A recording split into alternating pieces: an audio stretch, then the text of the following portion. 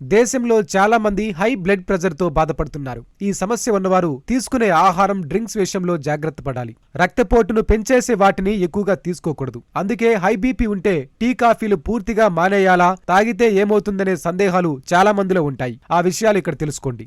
High BP ఉన్నవారు tea, కాఫీలను పూర్తిగా మానేయాల్సిన అవసరం లేదని నిపుణులు చెబుతున్నారు. రోజుకు 1 లేదా 2 సార్లు చిన్న కప్పులు తీసుకుంటే పెద్దగా సమస్య ఉండదు. అయితే అతిగా తాగితే మాత్రం ఆరోగ్యంపై ప్రతికూల ప్రభావం పడే అవకాశం ఉంటుంది.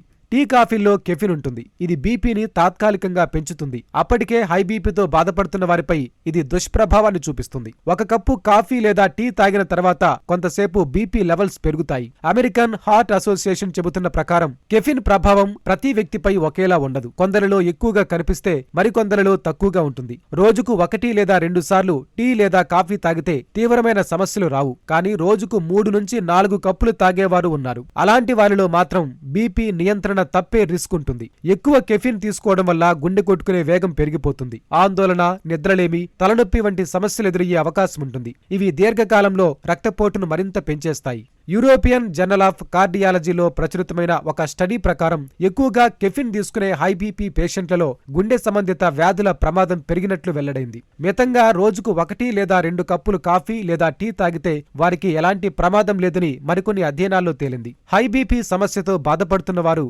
అప్పుడప్పుడు ఎనర్జీ డ్రింక్స్, కూల్ డ్రింక్స్ వంటివి కూడా తాగుతూ ఉంటారు. వీటిలో కెఫిన్ చాలా ఎక్కువగా ఉంటుంది. వీటిని పూర్తిగా మానేయడమే ఉత్తమం. అలాగే ఉప్పు తక్కువగా తీసుకోవడం, పోషకాహారం తినడం, ప్రతిరోజు వాకింగ్, వ్యాయామం చేయడం, కనీసం నిద్ర 7 గంటలు నిద్రించడం లాంటి జాగ్రత్తలు తీసుకుంటే బీపీ కంట్రోల్లో ఉండేందుకు తోడ్పడతాయి.